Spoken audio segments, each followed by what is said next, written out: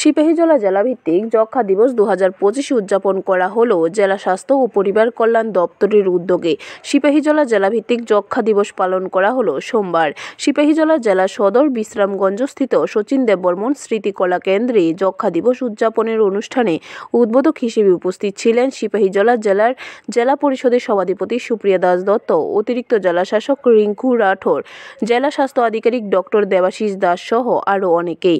সোমবার এই অনুষ্ঠানে যক্ষ্মা সম্বন্ধে উপস্থিত দর্শকদের সচেতন করে বক্তব্য রাখেন। অনুষ্ঠানে উপস্থিত অতিথিরা পাশাপাশি যক্ষ্মা বা টিবির সম্পূর্ণ সরকারি স্বাস্থ্য পরিষেবা গ্রহণ করার অনুরোধ জানান স্বাস্থ্য দপ্তরের পক্ষ থেকে। এদিনে যক্ষ্মা মুক্ত ভারত গড়ার লক্ষ্যে সিপাহীজলা জেলার প্রচার গাড়ি সবুজ পতাকা নেড়ে যাত্রা শুরু করেন উপস্থিত অতিথিরা। আমার বিশ্বাস আমাদের যশস্বী প্রধানমন্ত্রী যে ভীষণকে সামনে রেখে, লক্ষ্যকে সামনে রেখে কাজ করার দিশা নির্দেশিকা আমাদেরকে দিচ্ছেন।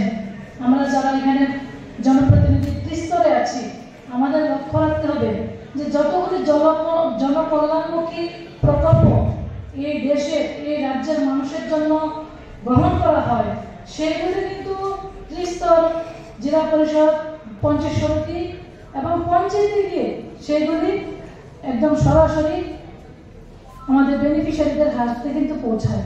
সুতরাং আমাদের যে কত গুরুত্বপূর্ণ ভূমিকা এটা আমাদের বুঝতে হবে, এবং সেটা টিবি মুক্ত হোক, সেটা বাল্য বিবাহ বন্ধ করা হোক, সেটা নেশা থেকে আমাদের ত্রিপুরাকে মুক্ত করা হোক, যে কোনো কার্যক্রম, সবগুলি কার্যক্রমের সার্থকতা তখনই আসবে যখন গ্রাসরুট লেভেলে, যখন গ্রামীণ অংশে, গ্রামীণ ক্ষেত্রে আপনাদের মধ্যে একত্রতার সঙ্গে, নিষ্ঠার সঙ্গে, সততার সঙ্গে আপনারা যখন সেই কাজটা করবেন।